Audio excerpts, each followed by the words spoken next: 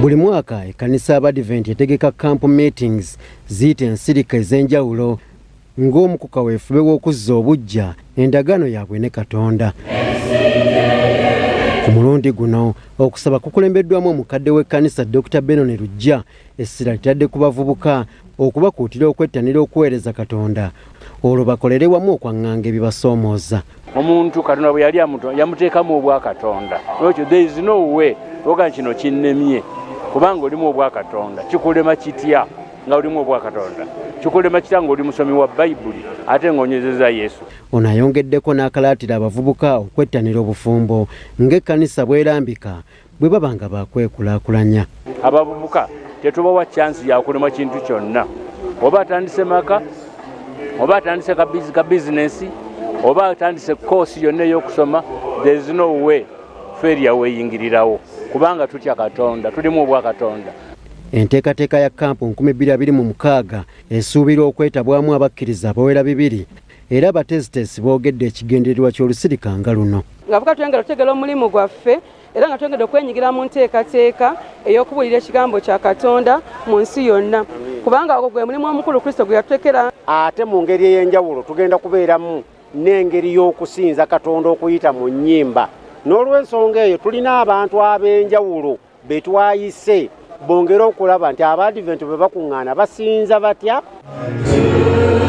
Mbeera y'emu olusirika lw'Abadiventi olumaze ennaku 8 lukomekkerezeddwa ku ssomero Midland High School e Kawempe nga Abadiventi bongedde okwebuulirira ku Mukama Katonda wamu n'okwongera enjiri ya Kristo. Enteekateeka eno ekutte ennaku 8 mubaddemu n'okugaba omusaayi eri abagwetaaga. Pastor Stephen Zikusooka agamba abantu beetaaga okuyambibwa kubanga obwetaavu bungi mu bantu ng'ekyetaagisa kwe kuyamba bali mu bwetaavu. Abantu bakyetaaga nnyo kwogera bwogezi sabbiiti kubatiza birungi naye baagala okulaba obulamu bwo buli mwekisa. Enjiri y'ebikolo kati ekola so okumuyita oyo gwogamba okumwewera obwenyi bwa Katonda najjako n'omwako kaalya. Abantu abasibiddwa mu makomera abayitirivu abeetaaga obuyambi bwaffe.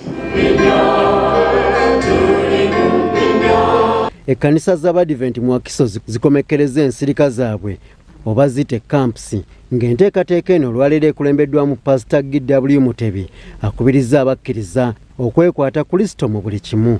Ono era akubiriza Abadiventi okubeera ekyokulabirako nga babunyisa enjiri ya Kristo. Gubadde gwa kukunga abamemba Abadiventisti okubanywereza mu kigambo kya Katonda basobole okugenda okubuulira enjiri nga bo baggumidde nga banywezebwa bategedde Yesu waabwe bamubeera mu bulamu bwabwe balyoke bagende babuulire enjiri kubanga ye missoni yaffe gwe mulamwa gwaffe ng'ekkanisa ya Seventh Day Adventist. Twagala okwebaza bonna abantu abazze mu camp meeting eno abagenyi ab'enjawulo abazze RDC atuweereze omumyuka we kubanga abadde taliiwo n'abagenyi ab'enjawulo bonna abadde mu camp meeting eno batugimaliriza tukkiriza nti ekitiibwa kya Mukama waffe kiyimusiddwa era okuva na leero tukkiriza nti Mukama waffe bali balabisira ku nnyanja endabirwamu ffenna abadde wano tugenda kubalirwa kwabo abawanguzi abagenda okusikira obwakabaka obugenda okujja. Weewaawo tweyanziza